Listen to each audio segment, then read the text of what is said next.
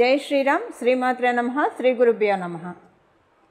2025 సంవత్సరం జూన్ నెల 7వ తారీఖు నుంచి 2025 సంవత్సరం జూలై 28వ తారీఖు వరకు కూడా గోచారంలో సింహరాశిలో ఒక ప్రత్యేకాంశం చోటు చేసుకుంటుంది.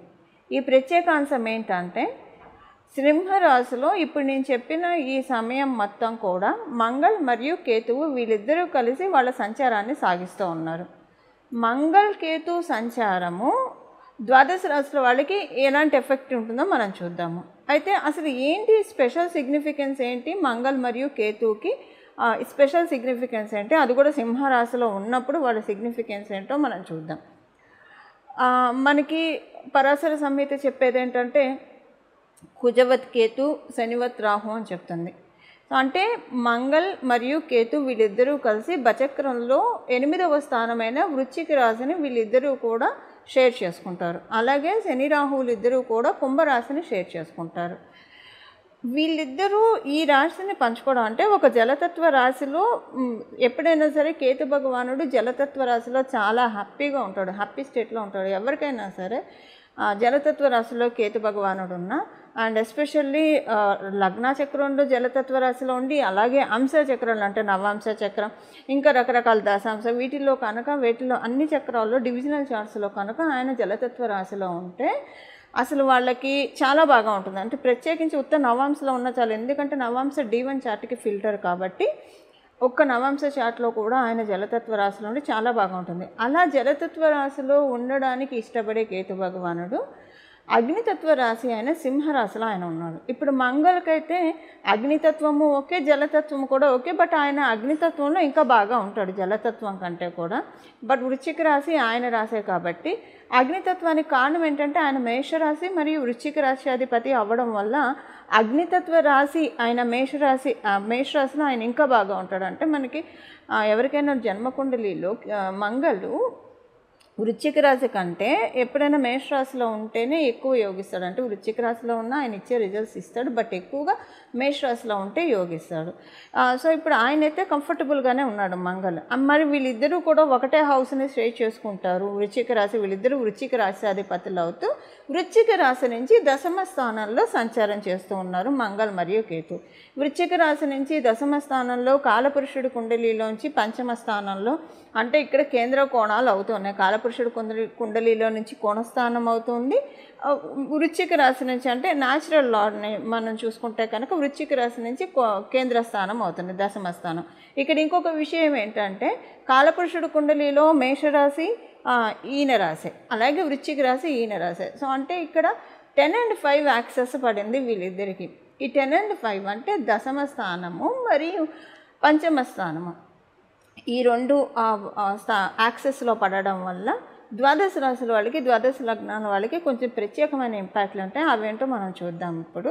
ఇవన్నీ చూడటానికి ముందుగా అసలు ఇన్నాళ్ళు కూడా మంగళ్ ఆయనకంటే నీచ స్థానంలో ఉన్నాడు, కర్కాటక రాశిలో ఉన్నాడు, నీచ స్థానంలో ఉన్నాడు. నీచ స్థానంలో ఉన్న కుజుడు కర్కాటక రాశిలో కొంతమందికి కొన్ని అనుకూలతలను ఇచ్చాడు, కొంతమందికి కొన్ని ప్రతికూలతలను ఇచ్చాడు. ప్రత్యేకించి అనుకూలతలను ఇచ్చినా కూడా కొంతమందికి బాగా ఉండి ఆ యాక్సెస్ కనుక బాగా ఉంటే, అంటే అక్కడ వాళ్ళకి జన్మజాతకంలో గురు భగవానుడు ఉన్న అంటే కర్కాటక రాశిలో లేదా ఇంకా వేరే కాంబినేషన్లో కొన్ని అనుకూలమైన పరిస్థితులు వాళ్ళకి ఇచ్చినా కూడా కొంతమందికి, బట్ ప్రతికూల పరిస్థితులు అయితే ఖచ్చితంగా ప్రతి ఒక్కళ్ళు చూస్తారు. దీనికి ఎవరు అతిథులు కారు. మంగళ్ కర్కాటక రాశిలో ఉన్నప్పుడు దానికి అంటే గడిచిన కాలాన్ని చెప్పేది, గడిచిన 2-3 నెలలుగా ఒకటి యాక్సిడెంట్స్ అన్నా ఉండొచ్చు. అందరికీ కలిపి చెప్తున్నాను నేను, ఈ రాశి ఆ రాశి అని కాదు. ఒకటి యాక్సిడెంట్స్ అన్నా అవ్వడానికి ఛాన్స్ ఉంటుంది. మీ అదృష్టం బాగుంటే త్రుటిలో తప్పించుకుంటారు అంతే, బట్ మేజర్ కాదు, కానీ మైనర్. ఇప్పుడు అయిపోయిన దాని గురించి నేను చెప్తున్నాను. అలాగే డిస్ప్యూట్స్ మన చుట్టూ ఉన్న చుట్టుపక్కల వాళ్ళతోటి బాగా గందరగోళం. అసలు జనాలకి దూరం వెళ్ళిపోతే ప్రశాంతంగా ఉంటుందేమో, ఒక మునిలాగా ఒక యోగిలాగా అడవులకి వెళ్ళి తపస్సు చేసుకుంటే బాగుంటుందేమో అన్నంత సిచ్యువేషన్స్ చుట్టుపక్కల, అది బంధువులతో కావచ్చు, ఎవరితో అయినా కావచ్చు, ఇదన్నా ఉంటుంది. లేదా ఆరోగ్య సమస్యలు, అంటే ఈ మూడిట్లో ఏదో ఒకటి మంగళ అయితే ప్రతి ఒక్కళ్ళకి ఇచ్చే తీరుతారు. దీనికి ఎవరు అతిథులు కాదు. గడిచిన 3-4 నెలల సంగతి నేను చెప్తున్నాను. అది ఎందుకంటే ఆయన నీచంలో ఉన్నప్పుడు ఎప్పుడైనా సరే మంగళ కొంచెం ఇలాంటి ఇంపాక్ట్స్ ఇస్తూ ఉంటాడు. అందులో అక్కడ మిగతా ప్లానెటరీ కాంబినేషన్స్ కూడా దానికి తోడయ్యాయి. ఇప్పుడు మనకి బచక్రంలో కాలపురుషుడు కుండలిలో సింహరాశిలో ఉన్న మంగళ్ మరియు కేతు ద్వాదశ రాశుల వాళ్ళకి, ద్వాదశ లగ్నాల వాళ్ళకి ఎలాంటి ఫలితాలు ఇస్తారో మనం విడివిడిగా ప్రతి రాశి వాళ్ళకి తెలుసుకుందాము. ఇది ఒక మంచి కాంబినేషన్ అండి. ఈ కాంబినేషన్ని కనుక మనం చక్కగా యూటిలైజ్ చేసుకుంటే చాలా మంచి రిజల్ట్స్ ఉంటాయి. అంటే దీనికి తగ్గ మనల్ని యాక్టివేట్ చేసుకోవడానికి, ఇది మన జన్మ కుండలిలో ఇలాంటి కాంబో ఉన్నా లేకపోయినా మనం దీన్ని యాక్టివేట్ చేసుకోవడానికి ఒక చిన్న పరిహారం తెలుసుకుందాము. అలాగే అసలు వీళ్ళిద్దరు సింహరాశిలో కలిసి ఉండడం వల్ల ద్వాదశ రాశుల వాళ్ళకి, అలాగే ద్వాదశ లగ్నాల వాళ్ళకి ఎలాంటి అనుకూలతలు ఉన్నాయి, అసలు ఎలాంటి ఫలితాలు ఉన్నాయో ఇప్పుడు మనం చూద్దాం. ఆధ్యాత్మిక మార్గంలో అలాగే సాధనలో పట్టు పెంచుకోవాలనుకున్న వాళ్ళు, ఆధ్యాత్మిక మార్గంలో ఇంకా ముందుకి స్టెప్స్ వేయాలనుకున్న వాళ్ళకి సింహరాశిలో జరిగే మంగళ కేతు సంచారం చాలా మంచిది. ఎందుకంటే సూర్యనారాయణమూర్తి అన్ని విద్యలకి అధిదేవత, మనందరికీ తెలిసిన సంగతే. హనుమంతుడు కూడా సూర్యుడి దగ్గర నుంచే విద్యను ఉపాసించాడు. అందుకే మనం హనుమాన్ చాలీసాలో హనుమాన్ చాలీసాలో ఒక లైన్ వస్తుంది, శ్లోకాల్లో ఒక లైన్, అదేంటంటే అష్టసిద్ధి నవనిధికే దాత అసవరదీన జానకి మాత అని చెప్పి మనం చదువుతాం హనుమాన్ చాలీసాలో.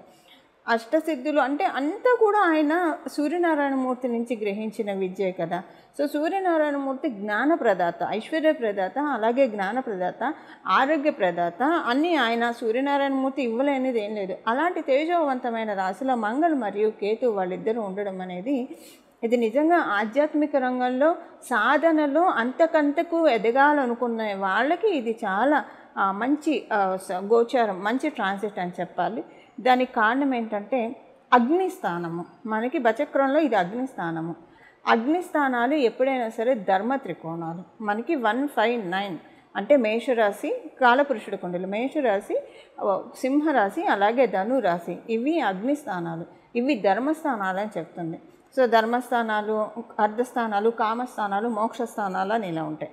ఇప్పుడు మనకి కావాల్సింది, ఇప్పుడు వీళ్ళు గోచారంలో సింహరాశిలో ఉన్నారు కాబట్టి అగ్నిస్థానం, కాబట్టి ఇక్కడ మనందరికీ కూడా ఆధ్యాత్మికంగా ఇంకా ఇంతింతే వటుడింతే అన్నట్టు మనం ఇంకా ముందుకు వెళ్ళి పెరగడానికి, అంటే గృహస్థాశ్రమ జీవితంలో మన పనులు మనం చేసుకుంటూ, నిత్య దైనందిన జీవితంలో మన పనులు మనం చేసుకుంటూ భగవంతుడితోటి కనెక్ట్ అయ్యి ఉండడానికి, ఎలాగైతే సతీ సక్కుబాయి కావచ్చు, ఇలా కొంతమంది మన ముందే ఎంతోమంది వాగ్గేయకారులు కావచ్చు, వీళ్ళందరూ కూడా భగవద్ ఉపాసనతోటి వాళ్ళ జీవితాన్ని వాళ్ళు ధన్యం చేసుకున్నారు. అలాగ వెళ్ళాలనుకున్న వాళ్ళకి కనీసం ఈ జన్మ తొలి స్టెప్ చేసుకోవడానికి ఇది చాలా ఉత్తమమైన ట్రాన్సిట్. కన్యారాశి, కన్యాలగ్నంలో పుట్టిన వాళ్ళకి, కన్యారాశిలో పుట్టిన వాళ్ళకి, కన్యాలగ్నంలో పుట్టిన వాళ్ళకి మంగళ మరియు కేతు వాళ్ళిద్దరూ కూడా మీకు తృతీయాధిపతులు అవుతున్నారు. మీకు 1000 స్థానంలో సంచారం చేస్తూ ఉన్నారు. అంటే తృతీయ స్థానాన్ని వాళ్ళు రూల్ చేస్తూ మీకు 1000 స్థానంలో సంచారం చేస్తూ కమ్యూనికేషన్స్ విషయంలో చాలా జాగ్రత్తలు సూచిస్తున్నారు. మీరు ఈ సమయంలో వెహికల్స్ కొనడానికి అస్సలు సమయము, అంటే కరెక్ట్ అయిన టైం అయితే గోచార రీత్యా కాదు. మీ జన్మగ్రహ స్థితులు సహకరిస్తే అప్పుడు మీరు తీసుకోవచ్చు, కానీ జన్మగ్రహ స్థితులు సపోర్ట్ చేయకుండా గోచారం అసలు సపోర్ట్ చేయట్లేదు. కాబట్టి ఒకసారి మీరు వెహికల్ ఏమన్నా తీసుకోవాలనుకుంటే ఒకటికి 2 సార్లు పునరాలోచన చేసుకోండి, మీ జన్మజాతకాన్ని అనుసరించి వెళ్ళండి. అలాగే దాంతోపాటు మీరు కనుక కమ్యూనికేషన్స్ విషయాల్లో ఎక్కువగా డ్రైవింగ్ చేసేప్పుడు ఫోన్ మాట్లాడడము ఇది కట్ చేసేసేయాలి. అలాగే మామూలుగా కూడా ఎక్కువ మొబైల్ వాడకాన్ని ఈ ప్రత్యేకించి ఈ పర్టికులర్ ట్రాన్సిట్ వరకు కట్ చేయాలి. ఎందుకంటే అవసరం ఉంటే తప్పించి ఇంకా అనవసరమైన వాటికి, ప్రొడక్టివ్ టాక్స్కి తప్పించి ప్రతిదానికి మొబైల్ వాడకుండా ఉంటే కనుక చాలా బాగుంటుంది. ఎందుకంటే కేతు భగవానుడు తృతీయాధిపతి అవుతూ తృతీయం కమ్యూనికేషన్స్ను కూడా సూచిస్తున్నాయి. ఆయన అక్కడికక్కడ అన్ని కట్ చేయాలని చూస్తూ ఉంటాడు. ఈ కట్ చేసే క్రమంలో మీరు కనుక మొబైల్ని ఎక్కువగా వాడుతూ ఉంటే, అది కూడా ఎస్పెషల్లీ మీకు కనుక టాయిలెట్లోకి మొబైల్ తీసుకెళ్ళే అలవాటు ఉంటే అది మటుకు డెఫినెట్గా మీరు కట్ చేసుకోవాలి. ఎందుకంటే ఈ సమయంలో మీరు పేపర్ తీసుకెళ్ళిన బాత్రూంలోకి, అలాగే ఏదైనా కమ్యూనికేటివ్ మీడియం, పేపర్ కూడా ఒక కమ్యూనికేటివ్ మీడియమే కదా, అలాగే మొబైల్ కానీ ఇవేవి తీసుకెళ్ళినా స్కిన్ ఎలర్జీస్ ఇవి వస్తాయి. ఈ సమయంలో వచ్చేవి తగ్గడానికి చాలా టైం తీసుకుంటుంది. చాలా టైం తీసుకుంటుంది. అందుకని మీకు కొంచెం ఈ విషయంలో జాగ్రత్తగా ఉండాలి. కమ్యూనికేషన్స్ విషయంలో చాలా జాగ్రత్తగా ఉండాలి. ఎక్కువ ఎవరితోటి మాట్లాడినా కొంత ఆచితూచి మాట్లాడాల్సిన అవసరం ఈ సమయంలో ఉంది. అయితే మీకు తృతీయాధిపతి అవుతూ మంగళ్ మీకు పూర్తిగా అనుకూలం కాదు మీ రాశి వాళ్ళకి, మీ లగ్నం వాళ్ళకి. ఎందుకంటే తృతీయ అష్టమాధిపత్యం రావడం వల్ల అంత అనుకూలమైన రిజల్ట్స్ ఆయన ఇవ్వడు. అందువల్ల మీ చుట్టుపక్కన ఉన్న వాళ్ళతోటి కొంచెం మనస్పర్ధలు, మీరు ఉద్యోగస్తులైతే మీ చుట్టూ ఉన్న కొలీగ్స్ తోటి అప్పటిదాకా బాగున్న వాళ్ళు కూడా సడన్గా మీ మీద గ్లెడ్జ్ పెంచుకున్నట్టు అనిపిస్తారు. లేదా చుట్టుపక్కల వాళ్ళతోటి లేదా బంధువర్గంలో ఉన్న వాళ్ళతోటి ఘర్షణలు జరుగుతూ ఉంటాయి. ఇదేదైనా ప్రాపర్టీ ఉంటే కనుక ఆ ప్రాపర్టీకి సంబంధించిన ఘర్షణలు కొంత జరిగే అవకాశం ఉందంటే అంటే మంగళ భూమికి కారకుడు కాబట్టి. అయితే ప్రాపర్టీ అనేది మీరు కొనాలనుకుంటే ఘర్షణ ఎలా ఉంటుందంటే మీకు అంతా నచ్చుతుంది, మీకు ముందు ఒక రేట్ చెప్తారు, మీరు కొనాలనుకునే టైంకి ఇంకొక రేట్ చెప్తారు. దానివల్ల మీకు ఏంటంటే ఆర్గ్యుమెంట్స్ వస్తాయి. అదేంటి మీరు ముందు ఈ రేట్ చెప్పారు కదా మేము ముందు రంగంలోకి దిగింది, మేము ఇంత అరేంజ్ చేసుకొని వచ్చామంటే లేదు మేము అలా చెప్పలేదు, మేము ఈ రేటే చెప్పా ఉంటారు.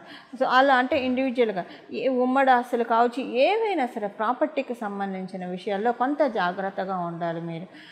వీటికి సంబంధించిన ఘర్షణలు జరిగే ఛాన్స్ ఉంది. అలాగే ఇది ఒకటే కాదు, అంటే ఇది ఒకవేళ ప్రాపర్టీకి సంబంధించింది ఉంటే కనుక, ఒకవేళ ప్రాపర్టీకి సంబంధించిన వ్యవహారాలు ఏం లేవు అని అనుకుంటే మీరు కొంత ఎక్కువగా మాట్లాడకుండా, అంటే అవసరమైనంత మేరకు మాట్లాడుకుంటూ ఉండడం మంచిది. కమ్యూనికేషన్ చేసేప్పుడు చాలా జాగ్రత్తగా ఆచితూచి మాట్లాడాలి. ఎవరికైనా మెయిల్ పెట్టేప్పుడు, వాట్సాప్ పంపించేప్పుడు, ఏదైనా ఒక పోస్ట్ పెట్టేప్పుడు, ఒకవేళ మీరు ఏమైనా పబ్లిక్ ప్లాట్ఫామ్లో ఉంటే ఒక పోస్ట్ పెట్టేప్పుడు 1-2 సార్లు రీచెక్ చేసుకొని పెట్టడము అది మీరు చేయాలి. వీటి వల్ల ఏంటంటే అసలు ఇబ్బంది రాకుండా మిమ్మల్ని మీరు సేఫ్ గార్డ్ చేసుకుంటారు. లేదా కొంత ఇబ్బందులు ఈ కమ్యూనికేషన్ రిలేటెడ్ వాటిల్లో రావడానికి ఛాన్సెస్ ఉంది. కాబట్టి ఈ విషయంలో కొంత జాగ్రత్తలు పాటించాలి. మీరు లోన్ కోసం ప్రయత్నిస్తూ ఉంటే లోన్ వస్తుంది. మీరు కాంపిటేటివ్ సక్సెస్ కోసం ప్రయత్నిస్తుంటే కాంపిటేటివ్ ఎగ్జామ్స్ రాస్తే దాంట్లో సక్సెస్ అవుతారు. అలా ఏదన్నా మన కాంపిటేటివ్ సక్సెస్ ఏదన్నా ఒకటి మీరు ఒకవేళ మీ బిజినెస్ వల్ల లేదా వ్యాపారం కావచ్చు, ఉద్యోగం కావచ్చు, ఏదైనా చేస్తూ ఉన్నారు. ఇప్పుడు ఉద్యోగం అనుకోండి, ఈ సంవత్సరం ఎలాగైనా నాకు ఈ శాలరీ రావాలని మీకు మీరే ఒక చిన్న పోటీలా పెట్టుకుంటే అందులో సక్సెస్ అవుతారు. అలాగే వ్యాపారంలో కూడా ఈ నెల నుంచి ఇంత నేను టార్గెట్ పెట్టుకొని ఇది రీచ్ అవ్వాలని అనుకుంటే డెఫినెట్గా అది రీచ్ అయ్యే విధంగా మంగళ్ మరియు కేతు ఇద్దరూ కూడా సహకరిస్తూ ఉన్నారు. ఇది కన్యా రాశి, కన్యా లగ్నంలో పుట్టిన వాళ్ళకి మంగళ్ మరియు కేతు మీకు 1000 స్థానంలో ఉంటూ కలిగించే ఫలితాలు.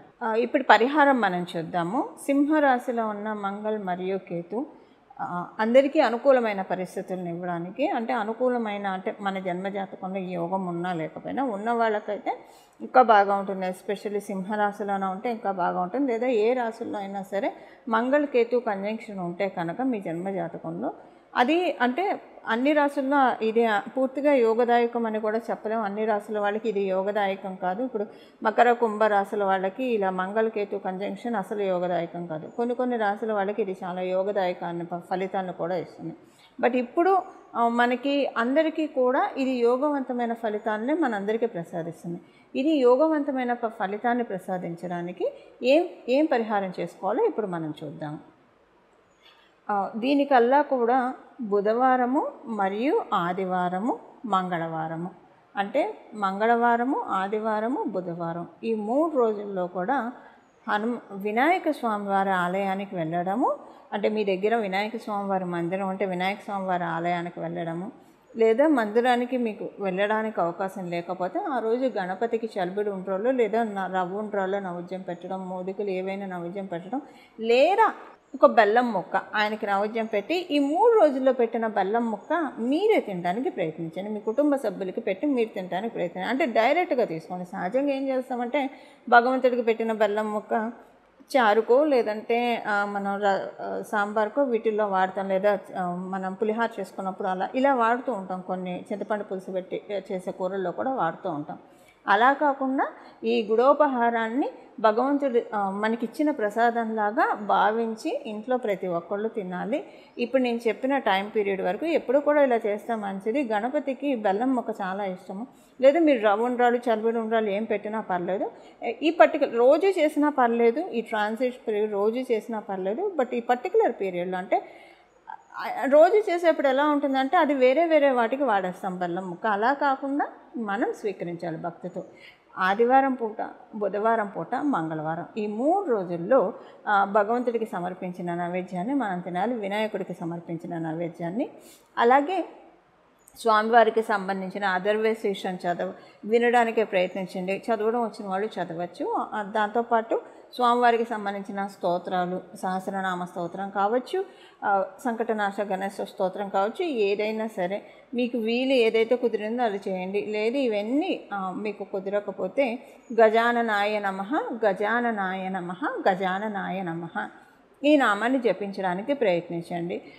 ఈ నామ జపం కాబట్టి మీరు ఎప్పుడైనా చేసుకోవచ్చు. అంటే ముందు బీజాక్షరాలు చేరిస్తే అది మంత్రం అవుతుంది, బీజాక్షరాలు లేకపోతే నామం అవుతుంది.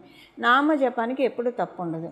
మీరు ఫుల్ ట్రాన్సిట్ మీరు అంటే ఏదైనా పని చేస్తున్నప్పుడు చక్కగా మైండ్ ఖాళీగా ఉంటుంది కాబట్టి మీ పని మీరు చేస్తూ మైండ్ని గజాననాయ నమః, గజాననాయ నమః, గజాననాయ నమః అనుకుంటూ మీ పని మీరు చేసుకుంటూ ఉంటే కనుక చాలా చక్కటి సత్ఫలితాన్ని మంగళ మరియు కేతు సూర్యస్థానమైన సింహరాశిలో వాళ్ళిద్దరూ కలిసి ప్రసాదిస్తారు. ఇవి అందులో సూర్యస్థానం అంటేనే మనకు తెలుసు, సూర్యుడు అంటేనే వెలుగు. మనకి నవగ్రహ దేవతల్లో కింగ్ అంటే సూర్యుడు అనే మనం చెప్తాం, క్వీన్ అంటే మూన్ అని చెప్తాం.